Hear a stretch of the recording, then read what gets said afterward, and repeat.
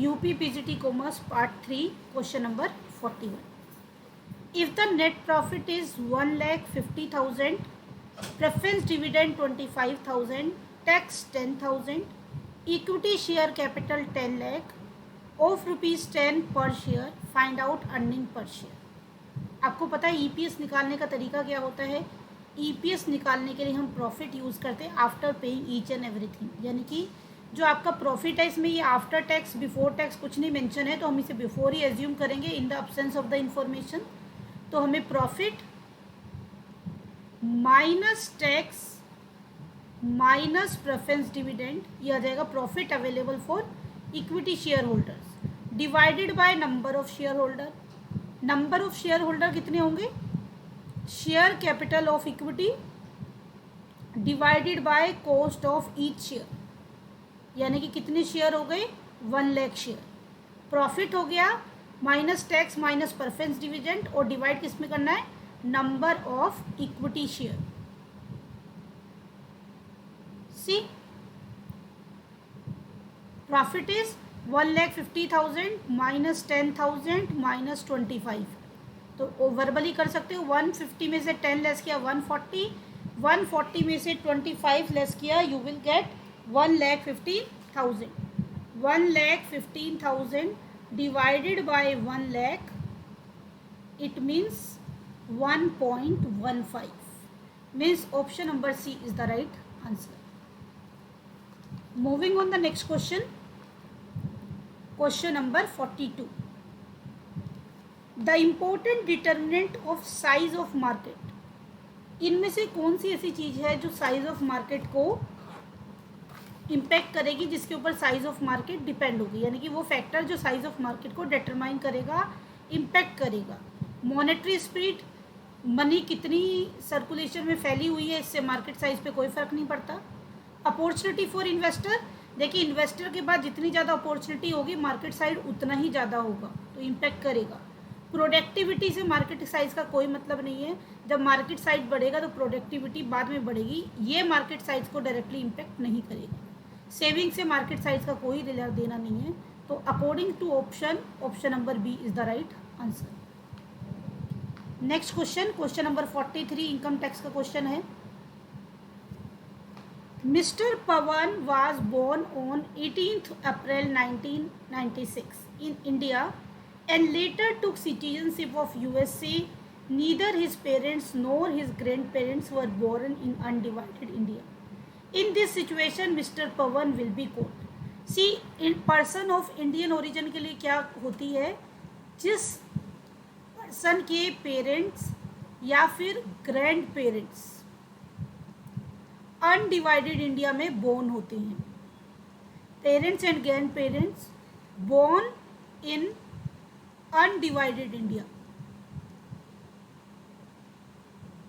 और वो बंदा चाहे वो किसी भी कंट्री में है, किसी भी कंट्री का सिटीजन है, तब उसको क्या कहते हैं? उसको कहते हैं पर्सन ऑफ इंडियन ओरिजिन, यानी कि उसके पेरेंट्स और ग्रैंड पेरेंट्स अनडिवाइडेड इंडिया में बर्थ होना चाहिए उनका. उसका बर्थ चाहे इंडिया में हुआ चाहे बाहर हुआ, डजेंट मैटर, लेकिन पेरेंट्स का अनडिवाइडेड इंडिया में बर्थ होना चाहिए.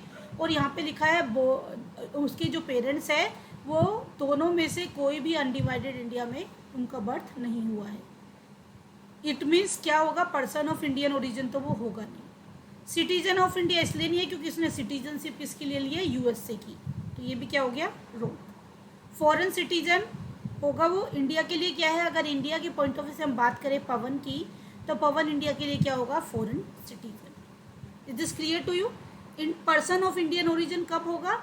जब उसके parents grand parents undivided India में उनका बर्थ होगा. वो कहाँ पैदा हुआ उससे कोई मतलब नहीं है, अब वो कहाँ चला गया उससे कोई मतलब नहीं है, कहाँ उसकी सिटीजनशिप है, लेकिन उसके अगर parents grand parents undivided India में बर्थ हुआ है तभी उसे पर्सन ऑफ इंडियन ओरिजिन कहते हैं. सिटीजनशिप ऑफ इंडिया तो तब होगा जब इंडियन की सिटीजनशिप ली होगी. अब इस सिचुएशन में हम अगर चूज़ करेंगे तो we should go for foreign citizen. इससे रिलेटेड कुछ कंसेप्ट है जो कि ज़रूरी है जब क्वेश्चन ये आया है. इंडिया में 2005 में कंसेप्ट आया था ओवरसीज सिटीजनशिप इन इंडिया, यानी कि जिस कंट्री में आपने सिटीजनशिप ली है अगर आपकी होम कंट्री जिसमें आप रिसाइड कर रहे हो, जिसकी आपने सिटीजनशिप ली है, वहाँ पे ड्यूल सिटीजनशिप का ऑप्शन अवेलेबल है, तो आप इंडिया में भी ओवरसीज सिटीजनशिप ले सकते हो। यानी कि आप इंडिया के सिटीजन थे लेकिन आप शिफ्ट हो गए कहीं और कंट्री में, वहाँ की सिटीजनशिप ले ली, और वहाँ की जहाँ पे सिटीजनशिप ली है वहाँ पे अगर ड्यूल सिटीजनशिप का कंसेप्ट है तो आप इंडिया की ओवरसीज सिटीजनशिप ले सकते हो। अब कौन ले सकता है? Person of Indian origin of certain category who migrated from India and acquired citizenship of a foreign country other than, लेकिन ये कंसेप्ट जो है किस पे अप्लाई होता है? Other than Pakistan, Bangladesh. जो बंदा पाकिस्तान और बांग्लादेश को छोड़ के अगर किसी और देश में शिफ्ट हुआ है और वहाँ पे ड्यूल सिटीजनशिप का कंसेप्ट है तो वो इंडिया की OCI यानी कि ओवरसीज सिटीजनशिप भी ले सकता है। क्लियर है ये चीज़? देन नेक्स्ट,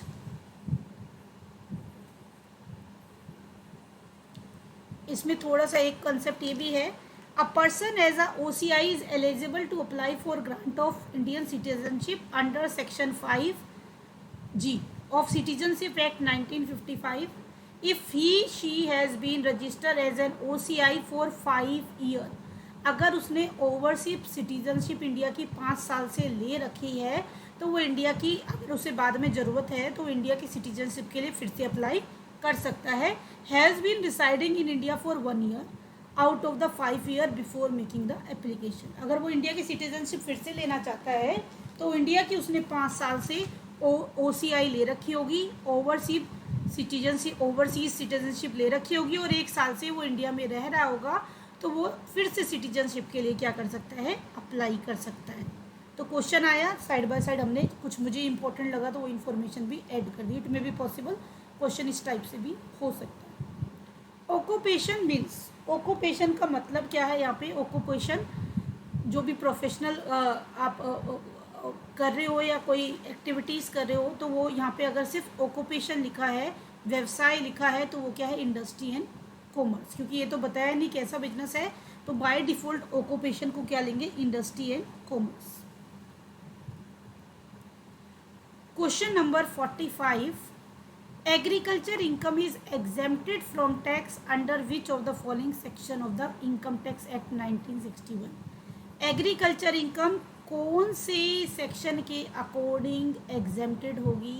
देखिए, जितनी भी एग्जेम्प्टेड इनकम है वो कहाँ लिखी हुई है? सेक्शन 10 में। सेक्शन 10 में सारी एग्जेम्प्टेड इनकम के प्रोविज़न है। all the exempted income provision available in section 10. then अगर हम स्पेसिफिकली एग्रीकल्चर की बात करें तो एग्रीकल्चर के किस में है? सेक्शन 10 सबसेक्शन 1 में।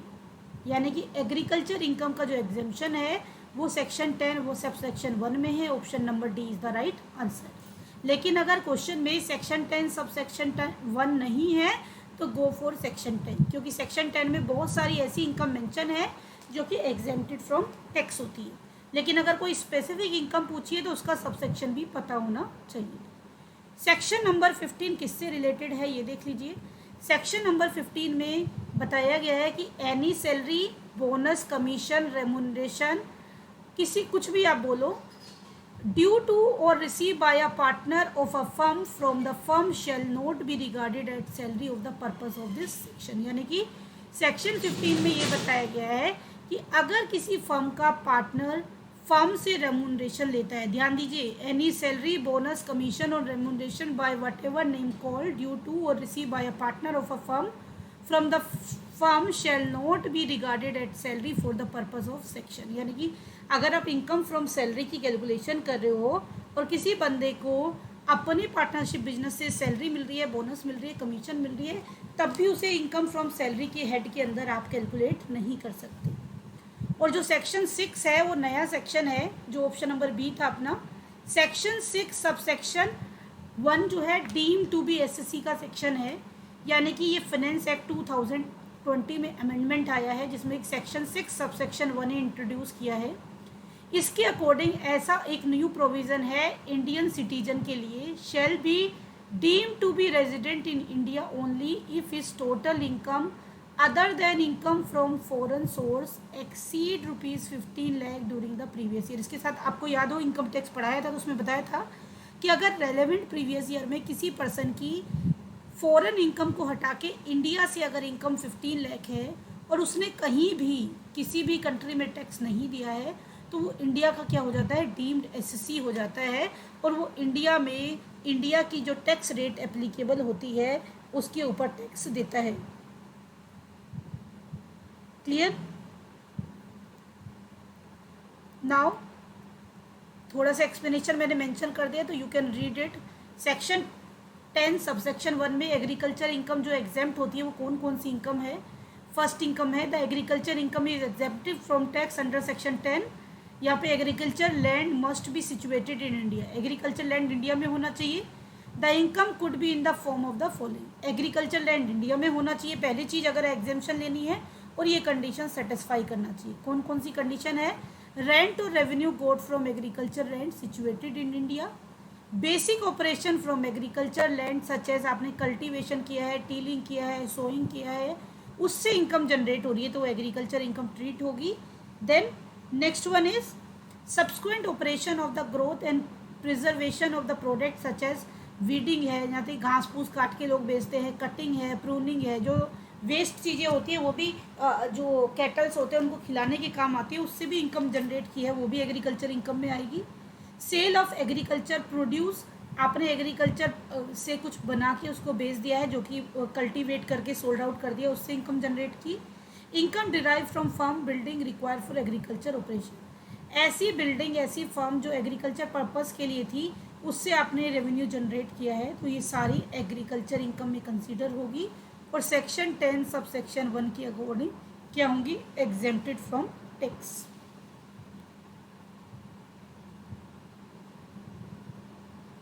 Then next one is exemption of income received from HUF। अगर हिंदू अनडिवाइडेड फैमिली, अगर हिंदू अनडिवाइडेड फैमिली के मेंबर को अपने बिजनेस से, अगर हिंदू अनडिवाइडेड फैमिली के पर्सन को अपने ही बिजनेस से इनकम जनरेट हुई है तो वो जो इनकम है वो मेंबर के लिए क्या होगी, एग्जेम्प्टेड फ्रॉम टैक्स होगी। तो सेक्शन 10 सब सेक्शन 2 में बताया है कि अगर हिंदू अनडिवाइडेड फैमिली के मेंबर्स को अपने फैमिली बिजनेस से इनकम जनरेट होती है क्योंकि फैमिली बिजनेस पे टैक्स लग चुका है, उनकी हैंड में क्या होगी, वो टैक्स फ्री होगी। सेक्शन 10 सब सेक्शन 2A में बताया गया है कि अगर पार्टनरशिप फर्म से पार्टनर को इनकम रिसीव हुई है तो वो एग्जेम्प्टेड फ्रॉम टैक्स होगी, क्योंकि भाई देखो आपको पता है पार्टनरशिप फर्म में पार्टनर्स की अनलिमिटेड लायबिलिटी है और जो पर्टिकुलर प्रॉफिट होता है पार्टनरशिप फर्म का उस पर वो ऑलरेडी टैक्स दे चुके हैं, तो जब उनके हैंड में वो इनकम आती है तो उसके ऊपर वो टैक्स नहीं देते हैं। यानी कि वो क्या होगा, पार्टनरशिप बिजनेस से जो पार्टनर को इनकम मिलती है इनकम टैक्स एक्ट के अकॉर्डिंग क्या होती है, वो एग्जेम्प्टेड फ्रॉम टैक्स। तो इसके ऊपर भी क्वेश्चन आया हुआ है इनकम टैक्स के पेपर, इनकम टैक्स से रिलेटेड कंसेप्ट का। Exemption of income received by a non-resident of India from bond security that the center government specified for exemption are not taxable under section 10 subsection 4। अगर non resident of India है तो उसको अगर bond से कोई interest मिला है, security से इंटरेस्ट मिला हो, उसके लिए टैक्स फ्री है, यानी कि इंडिया में उसके ऊपर कोई टैक्स नहीं लगेगा। प्रीमियम ऑन रिडम्पशन से उसको कोई इनकम हुई है, टैक्स नहीं लगेगा। Interest on credit in a non resident account, कोई इंटरेस्ट उसके अकाउंट में ऐड हुआ है नॉन रेजिडेंट के एनआर के, तो वो भी एग्जेम्प्टेड फ्रॉम टैक्स होगा। कोई भी इंटरेस्ट इनकम अर्न हुई है credit in non resident external account exempted from tax, यानी कि नॉन रेजिडेंट को आपने इंसिडेंट्स ऑफ टैक्स में भी पढ़ा है कि नॉन रेजिडेंट की सिचुएशन में सिर्फ 2 ही चीज़ों पे टैक्स लगता है, इनकम एक्रू और अराइज इन इंडिया, और दूसरा आपने पढ़ा था इनकम एक्रू और arise in India receive anywhere, और इनकम एक्रू और arise outside India but received in India, उनके ऊपर टैक्स लगता है। लेकिन उस सिचुएशन में ये क्या है, एग्जेम्पशन है। एनआरआई की सिचुएशन में, इन सारी सिचुएशन में टैक्स नहीं लगता। तो यानी कि सेक्शन 10 की बहुत सारी कैटेगरी है जिसमें सारी एग्जेम्पशन ही लिखी है। Section 10 subsection 5 leave travel concession. In case of individual taxpayer, the leave travel concession he received is exempted from tax. Section 10 subsection 5, लेकिन उसके लिए उसको क्या सेटिस्फाई करना होगा? The existing employer for travel of the individual and his her family in the financial year.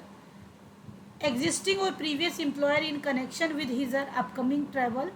This upcoming travel is after retirement from service or after the termination of service. यानी कि ये जो leave travelling concession है अगर आपको retirement के बाद मिला है, एग्जिस्टिंग एम्प्लॉयर और उसकी फैमिली को फाइनेंशियल ईयर में गेट हुआ है, तभी ये एग्जेम्प्टेड होगा। यानी कि अगर आपको अपनी वर्किंग लाइफ में मिला है तो एग्जेम्पशन का अलग फंडा होता है, जो कि आपको बताया था 4 साल में 2 LTA कंसेशन रेट में क्या होती है, एग्जेम्प्टेड फ्रॉम टैक्स। लेकिन अगर रिटायरमेंट के बाद मिला है तो उस पर ये फंडा अप्लाई नहीं होता है। Here amount of exemption cannot exceed the total amount the individual spend on travel। यानी जितना उसने खर्चा किया उससे ज़्यादा नहीं जा सकता। और क्या क्या होना चाहिए इस पर्पज़ के लिए? फैमिली का मतलब क्या है? Spouse, children, parents, brother, sister, उसको भी कंसिडर किया है। एडिशनली दे आर होली और mainly depend on the individual. यानी कि पेरेंट्स, ब्रदर, सिस्टर तब जब वो जो पर्सन है उस पर डिपेंडेंट हो। अगर वो अपनी जॉब कर रहे हैं, अपना बिजनेस कर रहे हैं, कुछ भी ऑक्यूपेशन कर रहे हैं, अर्निंग कर रहे हैं, तो उनको फैमिली में कंसिडर नहीं किया जाएगा। Section 10 subsection 6 remuneration received by an individual representing India in a foreign country. ये भी बहुत इंपॉर्टेंट है। ऐसा पर्सन जो कि फॉरेन कंट्री में इंडिया को रिप्रेजेंट कर रहा है लेकिन उसको रेम्यूनरेशन तो इंडिया से ही मिल रहा है। When an individual who is not a citizen receive remuneration for a representing India in a foreign country, the income is exempted। बहुत इंपॉर्टेंट पॉइंट है। यानी कि रेम्यूनरेशन इंडिया से मिल रहा है, इंडिया को वो रिप्रेजेंट कर रहा है फॉरेन कंट्री में, इंडिया का सिटीजन नहीं है वो, तो उसकी इनकम क्या होगी? एग्जेम्प्टेड होगी।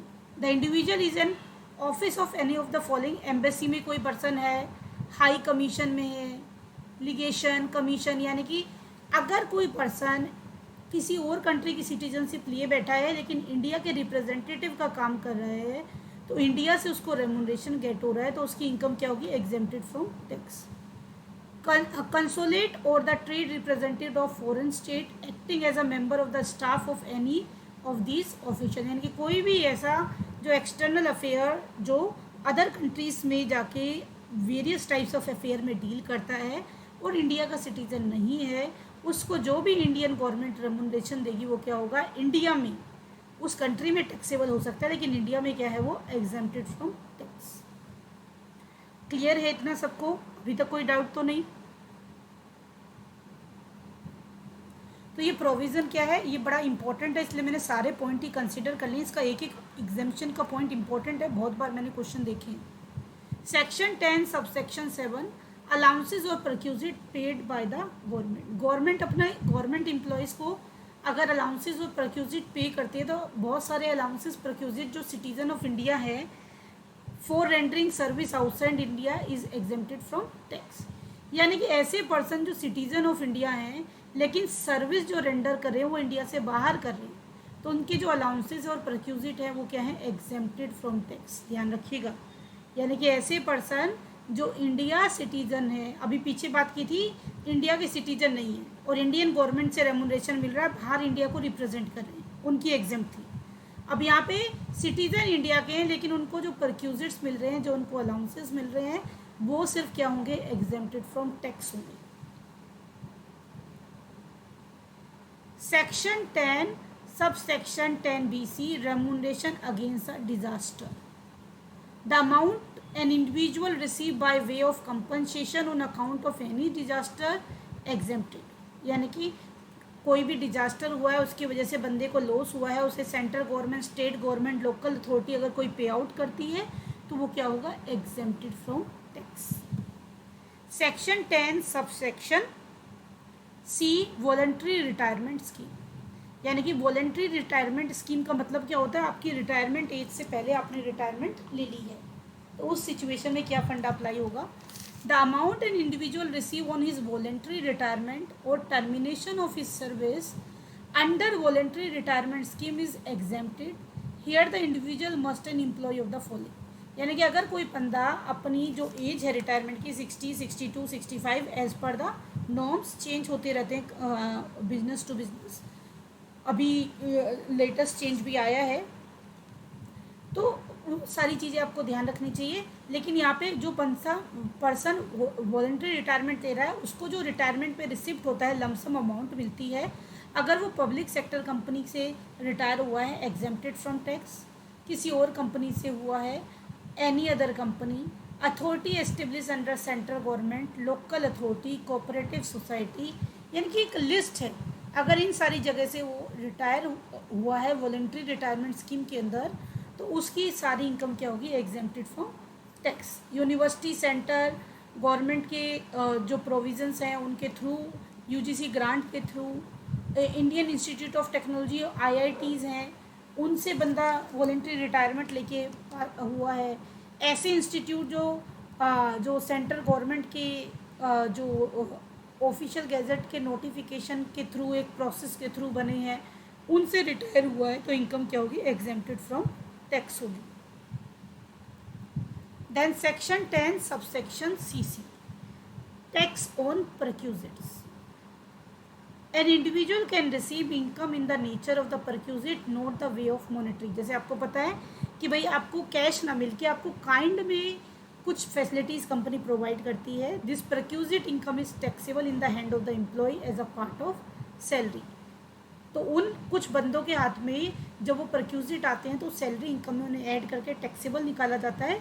But the employer may choose pay the tax on behalf of the employee, in such a case the tax is exempted in the hand of employee. ध्यान दीजिएगा, but the employer may choose to pay the tax on behalf of the employee. अगर आपका employer choose करता है कि आपकी perquisites के ऊपर जो टैक्स लाइबिलिटी बन रही है उसे वो खुद पे करेगा, क्योंकि वो आपको एड ऑन बेनिफिट प्रोवाइड कर रहा है, तो आपके हैंड में वो परक्यूजिट्स क्या होंगे, टैक्स फ्री होंगे। फिर से रिपीट कर रही हूँ, अगर आपका एम्प्लॉयर ये डिसाइड करता है कि जो भी परक्यूजिट के ऊपर टैक्स बनेगा वो खुद पे करेगा, तो एम्प्लॉय के हैंड में वो सारे परक्यूजिट्स क्या होंगे, tax free. Section 10 subsection 10D, exemption on LIC maturity.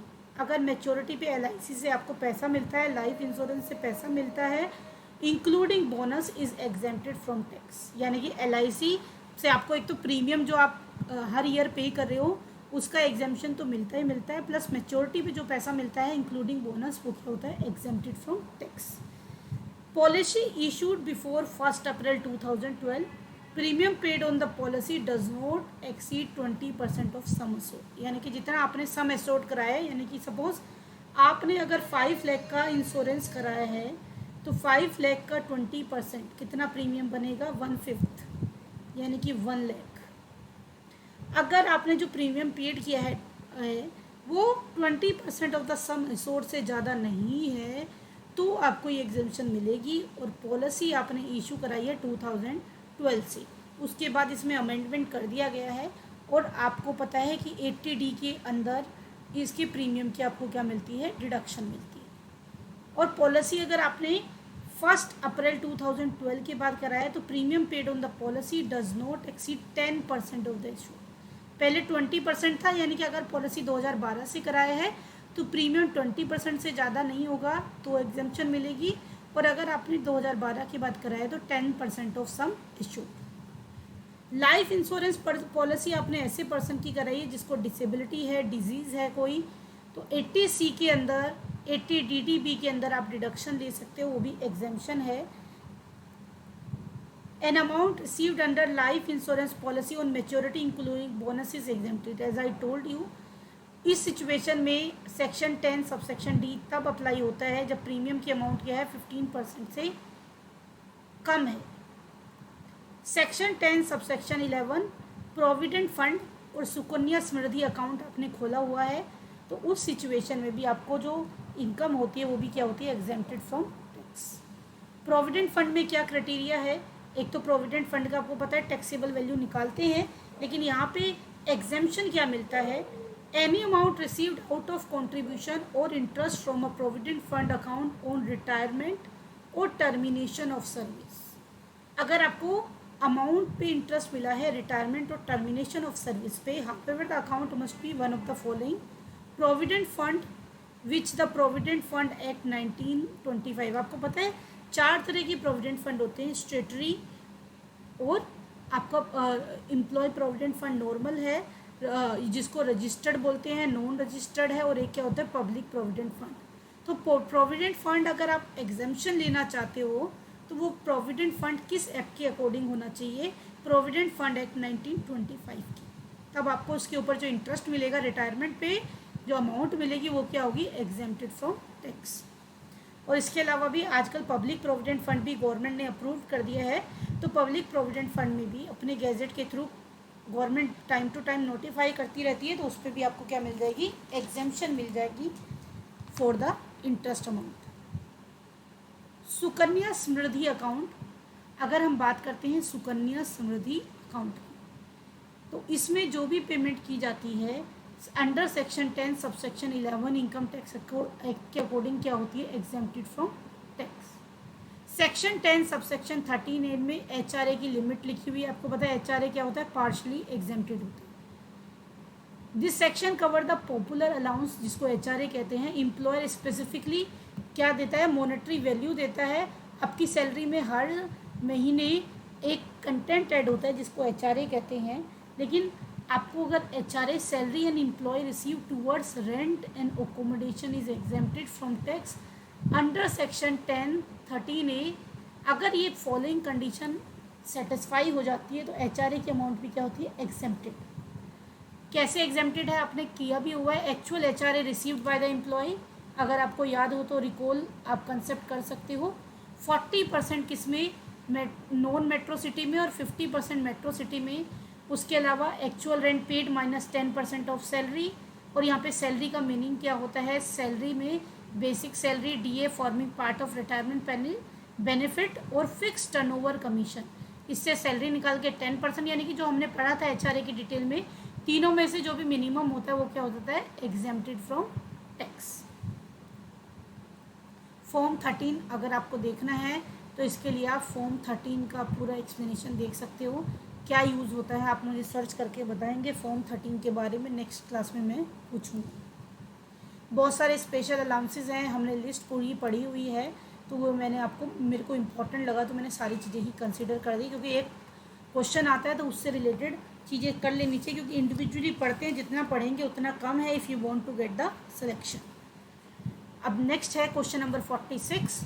If variable cost of 5 unit is 100, find out average cost of 5 unit when fix cost is 40। बिल्कुल सिंपल, वेरिएबल कॉस्ट है 100, fix cost है 40, total cost क्या हो गई? Total cost है 140।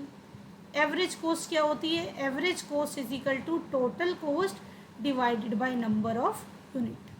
Total cost is 140, number of unit 5, 5 2 जा 10, 5 8 जा 40, 28 is the right answer.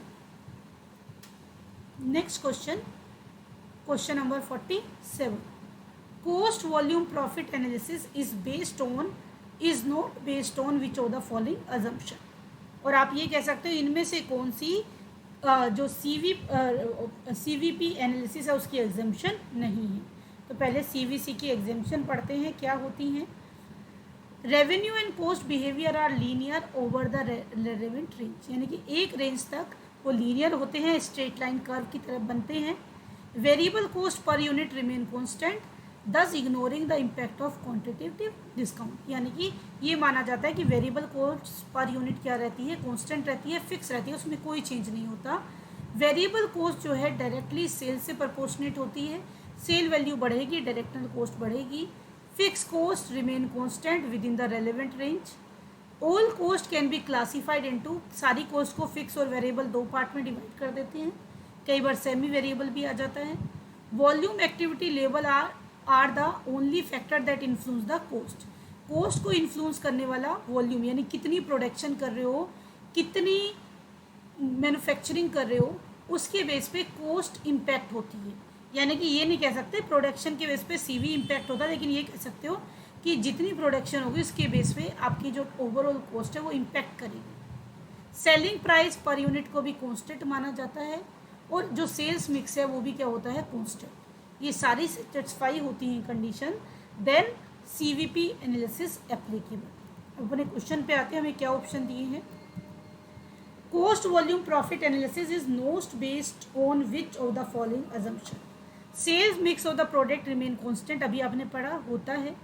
Stock is variable, हमने ऐसा कुछ नहीं पढ़ा। Income and cost are linear with prescribe limit, ये भी है। Value of goods and wages are immutable, immutable means fix for some range, fix during some period of time and range, some period of time and range। भाई देखिए wages तो fix नहीं होते, wages और value of goods तो fluctuate होते रहते हैं। अब ये लेकिन अजम्पशन की बात कर रहे हैं तो अजम्पशन में ऐसा एज्यूम किया जाता है कि वेरिएबल कॉस्ट पर यूनिट क्या है, कांस्टेंट है, यानी कि उसमें भी कोई चेंजेस नहीं आता एक रेंज में, तो it may be the assumption. लेकिन अभी हमने पढ़ा कि stock is variable in the year, जो स्टॉक की क्वांटिटी है वो वेरिएबल है, वो फ्रिक्वेंटली चेंज होती रहती है, ऐसा कुछ हमने नहीं पढ़ा एजम्पशन में। तो go for option number B. अभी तक किसी को कोई डाउट हो तो साइड बाय साइड पूछते चलिए। सारे क्वेश्चन ऑल क्लियर हुए हैं जब अभी तक जितने पढ़े हैं? Anybody unmute yourself and reply me. Clear है सारे क्वेश्चन? ओके। देखिए आज की क्लास की काफ़ी इंपॉर्टेंट क्वेश्चन है, मतलब मुझे भी काफ़ी अच्छे लगे हैं ये, और काफ़ी नॉलेज इनहेंस करने के लिए एक क्वेश्चन में आप कम से कम 10 तरह की चीज़ें सीखते हो। For which of the following purpose the share premium can be used. Share premium किस किस पर्पस के लिए यूज़ किया जा सकता है? शेयर प्रीमियम को आप डिस्काउंट ऑन डिबेंचर को राइट ऑफ करने के लिए यूज़ कर सकते हो, हाँ भी कर सकते हैं। प्रिमिनरी एक्सपेंसेस और इनिशियल एक्सपेंडिचर होता है बिजनेस का, उसके लिए कर सकते हैं। आप बोनस शेयर इशू करने के लिए कर सकते हैं, यस कर सकते हैं। तो option number D is the right answer. Next question, which of the following is the proper measure of economic growth of the country. किसी भी कंट्री की अगर इकोनॉमिक ग्रोथ देखनी है तो क्या देखना चाहिए? पर कैपिटा इनकम, क्योंकि पर कैपिटा इनकम ये बताती है पॉपुलेशन के अकॉर्डिंग पर हेड कितनी इनकम आएगी। एक्चुअल में बहुत सारे लोग ऐसे भी होते हैं जिनके पास पर कैपिटा इनकम से भी कम इनकम आती है, but still per capita income is the better indicator of the economic growth और economic condition of a particular country.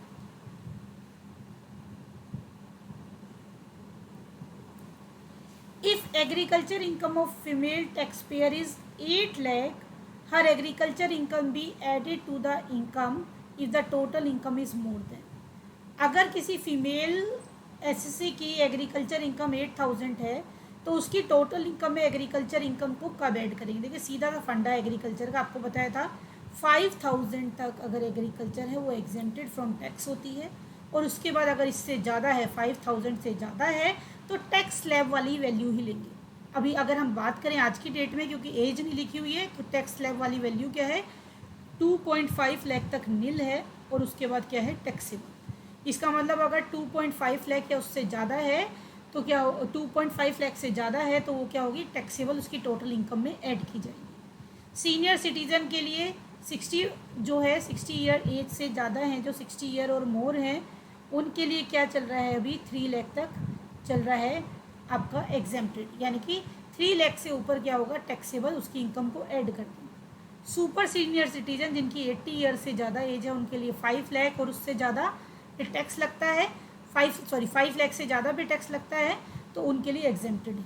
तो ये पुराना पेपर है 2013, इसमें वैल्यू कम लिखी हुई है, लेकिन आपको लेटेस्ट के अकॉर्डिंग ध्यान रखना है कि अगर आज की डेट में बात करें, इसलिए मैंने ऑप्शन नहीं बता रही हूँ, आज की डेट में अगर बात करें तो ग्रेटर देन 5000 अगर इनकम है तो उसके बाद देखिए उसकी टोटल इनकम कितनी है। एग्रीकल्चर इनकम को छोड़ के उसकी टोटल इनकम जो है अगर 2.5 लाख या उससे ज़्यादा है और उसकी एज 60 ईयर से कम है तो ऐड करेंगे।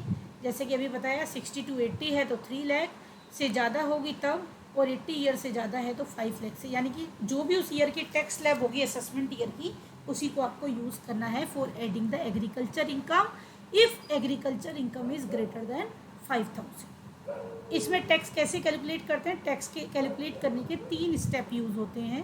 Compute income tax on the aggregate income agriculture plus other, यानी कि आपकी जो डिफरेंट हेड से है, income from salary, income from other sources, capital gain and all that, सारे हेड से इनकम प्लस एग्रीकल्चर इनकम को ऐड कर देते हैं और क्या निकालते हैं? Tax liability.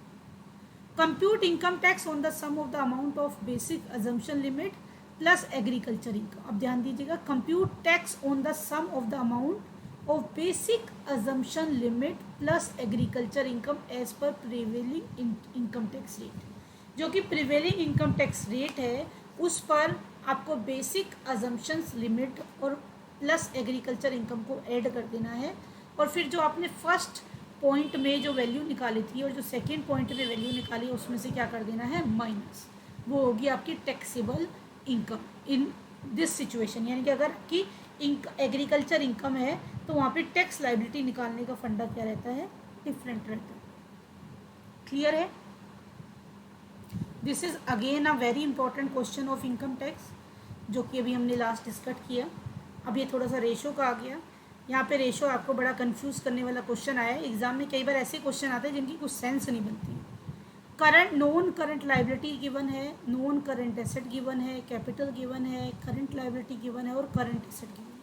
और पूछा है सोल्वेंसी। ये नहीं पता है शॉर्ट टर्म सोल्वेंसी है कि लॉन्ग टर्म। आपको पता है शॉर्ट टर्म सोल्वेंसी, शॉर्ट टर्म की सोल्वेंसी की 2 रेशो हैं। एक होता है करंट रेशो और दूसरा क्या होता है? Quick ratio. लॉन्ग टर्म सोल्वेंसी के बहुत सारे रेशो होते हैं, लेकिन मेजरली 3 रेशो यूज़ करते हैं।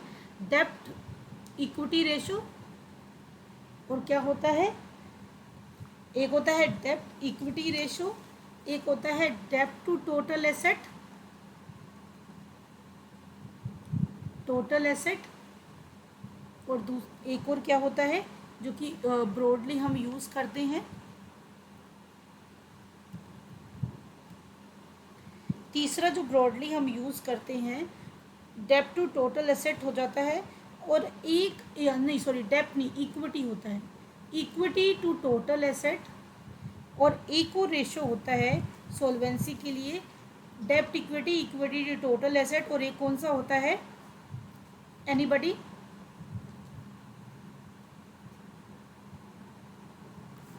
कोई बता सकता है तीसरी रेशो क्या होती है?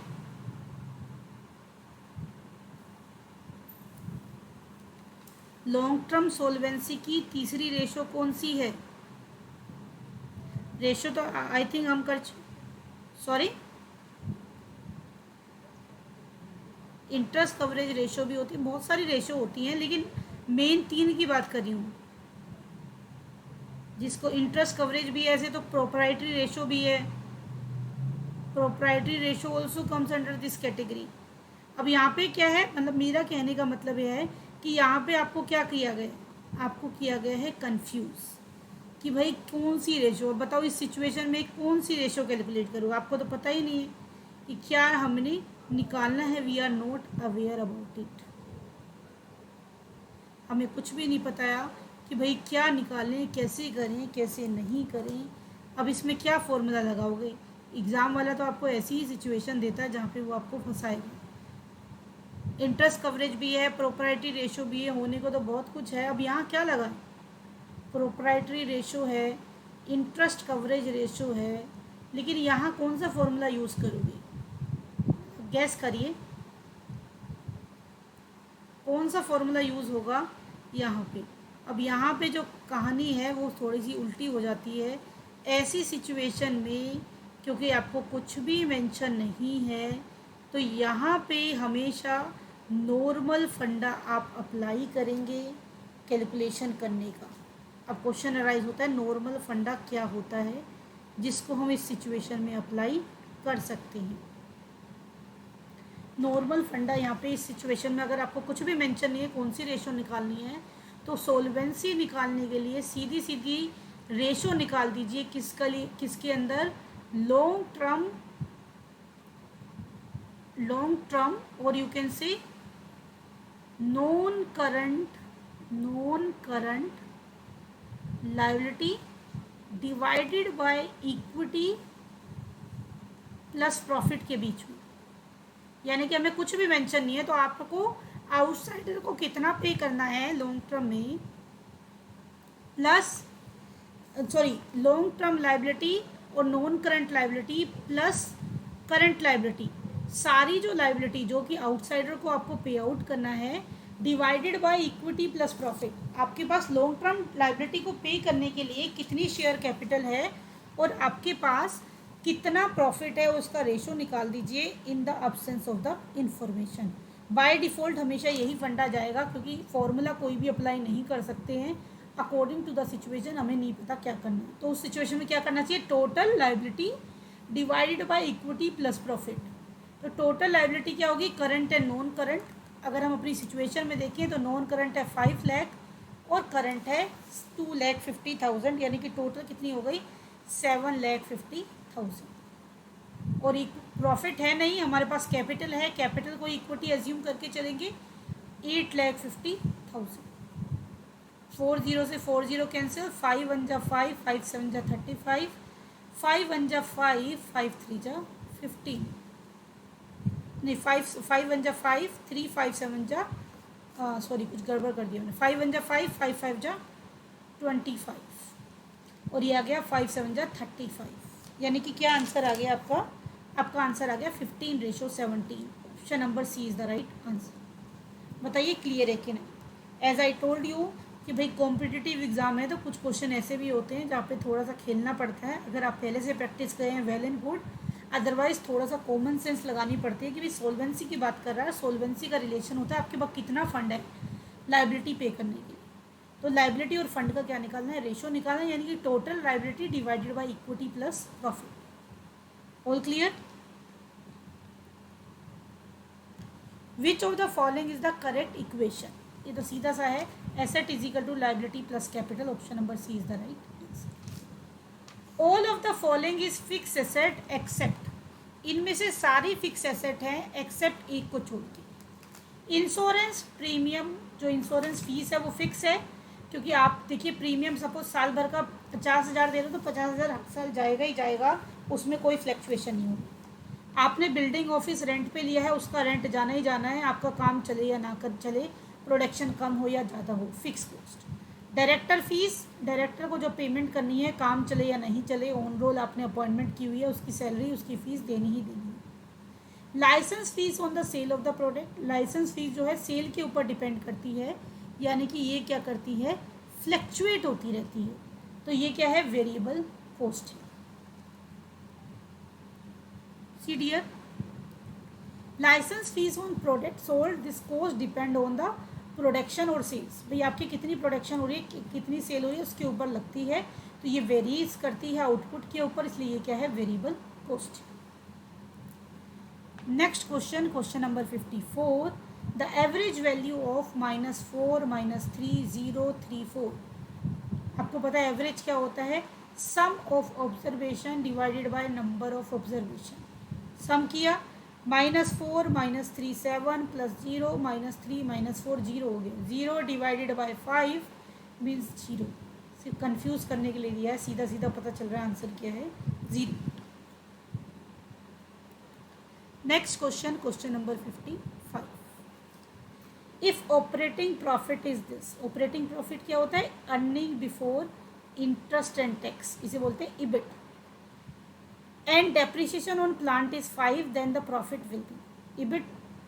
Earning before interest and tax है, डेप्रिसिएशन भी गिवन है, तो आप ऑपरेटिंग प्रॉफिट में से डेप्रिसिएशन को क्या करोगे लेस करोगे and you will get the profit. तो यहाँ की सिचुएशन में प्रॉफिट का मतलब क्या हो गया, operating profit less depreciation, means 42,000 minus 5,000 means ये आ गया आपका 37,000। Option number A is the right answer. Next question, question number 56, the bill discounted in the bank is, अगर आपने कोई बिल बैंक से डिस्काउंटेड करा लिया, आपने बिल बैंक से डिस्काउंटेड करा लिया, तो अब जिससे आपने BR लिया था वो बैंक को डायरेक्ट पेमेंट करेगा, लेकिन इट में भी पॉसिबल वो डिफ़ॉल्टर हो जाए। तो अगर वो डिफ़ॉल्टर हो गया तो आपको, अगर उसने पे आउट कर दिया तो वेल एंड गुड, अगर उसने पे आउट नहीं किया, डिफ़ॉल्टर हो गया, तो उस सिचुएशन में आपके ऊपर लाइबिलिटी आ जाएगी, आपको उस बिल का पेमेंट करना पड़ेगा। तो आपके लिए क्या है ये, पोटेंशियल लाइबिलिटी और कंटीजेंट लाइबिलिटी। क्योंकि अगर जिस पर्सन का बिल है उसने पे आउट नहीं किया तो आपको उसको बैंक को पे आउट करना पड़ेगा। In case of speed, distance and time, which of the following is best? Speed, distance and time में बेस्ट होता है harmonic mean. Harmonic mean speed, distance and time में एक्यूरेट वैल्यू देता है, तो इसलिए जब भी हमें यूज़ करना हो हार्मोनिक मीन बेस्ट रिजल्ट देगा। और इंडेक्स नंबर अगर आपको बनाने हैं, इंडेक्स बनाना है या इंडेक्स नंबर में मीन यूज़ करना है तो geometric mean is the best average. Next question number 58, आपको फिक्स कॉस्ट गिवन है, सेलिंग प्राइस गिवन है, वेरिएबल कॉस्ट गिवन है, ब्रेक इवन पॉइंट पूछा है और ये नहीं बताया किस में निकालना है। तो अगर कुछ नहीं लिखा, बाय डिफ़ॉल्ट किस में निकालना चाहिए, वैल्यू में। When 50 boats are manufacturing per month, हर महीने 50 बोट्स मैन्युफैक्चर की जाती हैं, आपको ब्रेक इवन पॉइंट निकालना है। ब्रेक इवन पॉइंट क्या होता है, break even point is equal to fix cost divided by contribution, यानी कि सेल्स माइनस वेरिएबल कॉस्ट। अगर वैल्यू में निकालना तो यही होता है। फिक्स कॉस्ट क्या है आपकी यहाँ पे, 2,60,000 divided by sales minus variable. Sales है 35, वेरिएबल है 15, यानी कि कितना आ गया डिफरेंस, 20,000। देखिए कट हो गया यहाँ से, ये 40 से 40 कैंसिल, ये 2,60,000 है और ये 20 है, ये आ गया आपका 13, नंबर आ गया 13। लेकिन 13 भी ऑप्शन है, बट आपको कुछ नहीं लिखा हुआ है तो वैल्यू में निकालिए, बेटर रहेगा बाय डिफ़ॉल्ट। वैल्यू में निकालने के लिए क्या करते हैं, जो नंबर आता है उससे सेलिंग प्राइस को क्या कर देते हैं, मल्टीप्लाई, यानी कि 13 इंटू सेलिंग प्राइस क्या है, सेलिंग प्राइस है आपका, नहीं अगर सेलिंग प्राइस हमें पर यूनिट नहीं गिवन, सेलिंग प्राइस आपको क्या गिवन है, टोटल, तो इसमें कुछ भी नहीं लिखा तो नंबर क्या होगा, आंसर 13 करना पड़ेगा। देखिए दोनों चीज़ें निकल सकती हैं, सेलिंग प्राइस पर यूनिट आपके पास होना चाहिए, selling price per unit question में अवेलेबल नहीं है, तो बाय डिफ़ॉल्ट हम क्या निकाल देंगे इस सिचुएशन में, हम निकाल देंगे यूनिट्स में। तो यूनिट्स कितनी आई, 13। अगर इसको वैल्यूज़ में निकालना होता, एक बार चेक कर लेते, क्योंकि कई बार एग्ज़ाम में ऐसे भी क्वेश्चन आते हैं जिसमें दो आंसर हो सकते हैं, तो कैलकुलेशन करके देख लेते हैं कि वैल्यू का आंसर भी आता है कि नहीं। यूनिट्स में हमारे पास आंसर आ गया 13, और वैल्यू का फंडा क्या होता है, वैल्यू में बस इनटू क्या कर देते हैं, सेलिंग प्राइस, यानी कि क्या हो जाता है फॉर्मूला वैल्यू में निकालने के लिए, तो हमने निकाला यूनिट्स में। वैल्यू में हो जाएगा break even point is equal to fix cost upon में कॉन्ट्रीब्यूशन, यानी कि sales minus variable cost into sales. यहाँ पे हमारा ये ये तो हमने निकाल दिया है, कितना आया था 13, और सेलिंग प्राइस कितना है, सेलिंग प्राइस है 35,000। 000, 13 5 जा 65, 6 कैरी, 13 3 जा 39, 39 प्लस 6 45, 4,55,000 वैल्यू में आ रहा है। ऑब्वियसली इट मीन्स आंसर क्या होगा, option number B is the right answer. Clear है ये बात, यानी कि अगर बाय डिफ़ॉल्ट नहीं गिवन है, दोनों चीज़ें चेक कर लेना कई बार, क्योंकि ना तो इसमें यूनिट लिखा है और ना ही इसमें लिखा है आपको वैल्यू, तो दोनों में देख लेना चेक करके, कहीं वैल्यू भी गिवन ना हो। Next question, question number 50, second last question of today class. Interim dividend is shown in. Interim dividend वो डिविडेंड होता है दो एजीएम के बीच में, दो एनुअल जनरल मीटिंग के बीच में, अगर कंपनी को अच्छी प्रॉफिटेबिलिटी होती है तो कंपनी इंटरिम डिविडेंड डिक्लेयर करती है। Interim dividend charge against profit है, इंटरिम डिविडेंड जो है प्रॉफिट कैलकुलेट करने के बाद अपोर्श किया जाता है, अपोर्शनमेंट होता है, ये चार्ज अगेंस्ट प्रॉफिट नहीं है, तो इसे कहाँ शो करते हैं, प्रॉफिट एंड लॉस एप्रोप्रिएशन। क्योंकि अगर चार्ज अगेन प्रॉफिट होते हैं, एक्सपेंसेस जो चार्ज अगेंस्ट प्रॉफिट होते हैं उनको प्रॉफिट एंड लॉस में दिखाते हैं, और जो प्रॉफिट कैलकुलेट करने के बाद डिसीजन मेकिंग होती है, जो रिटेन अर्निंग है, जो आपकी डिविडेंड डिक्लेरेशन है, वो कहाँ आती है? Profit and loss appropriation account. यानी कि option number B is the right answer. Next question, income of minor is added in the income of guardian if income increase by। जो आपका माइनर है, माइनर में क्लबिंग ऑफ इनकम का provision होता है। As I told you, minor की income उस parents में, उस गार्जियन में ऐड होती है जिसकी इनकम हायर होती है, पहली चीज़। और ऐड कब होती है? जब माइनर की इनकम क्या है? 1500 ईच माइनर से ज़्यादा हो, greater than 1500 each minor. Suppose किसी के 2 बच्चे हैं, एक जो सपोज किसी का एक सन है, माइनर है, उसकी अर्निंग है 8000, और जो डॉटर है, डॉटर की अर्निंग है 7000। तो इसको क्लब किया जाएगा अगर इनकी इनकम क्या होगी? 15,000 से ज़्यादा, सॉरी 1500 से ज़्यादा है, तो 18K 7K ज़्यादा है, तो टोटल एग्जेम्पशन कितनी मिलेगी? 1500 ईच चाइल्ड मिल रही है, यानी कि सॉरी ग्रेटर नहीं है, ये 1500 ईच चाइल्ड है, यानी कि टोटल एग्जेम्पशन कितनी मिलेगी? टोटल एग्जेम्पशन मिलेगी 3000। इस दोनों सिचुएशन में दोनों बच्चों के लिए 1500 रुपये एग्जेम्प्ट होगा, वो क्या होगा आपका? Exempted from tax. As I told you, किस में ऐड करते हैं? जिस पेरेंट्स की इनकम क्या होती है? हायर होती है। क्लियर है बात? एक बार फिर से रिपीट कर रही हूँ, बाय मिस्टेक मेरे मुंह से गलत बात निकल गई थी। अगर माइनर चाइल्ड की इनकम होती है तो उसे क्लब करते हैं गार्जियन और पेरेंट्स में। अगर हम इस कंसेप्ट की बात करते हैं तो 1500 से ऊपर होती है, तब वो क्या होती है? That particular income is added to the particular value. ये मैंने गलती से एक जीरो एक्स्ट्रा लगा दिए, 1500 ये है more than 1500।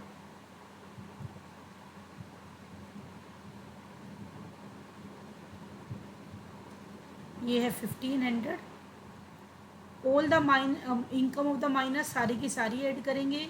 All the income of minor is tax free, ऐसा नहीं है, क्लबिंग होती है।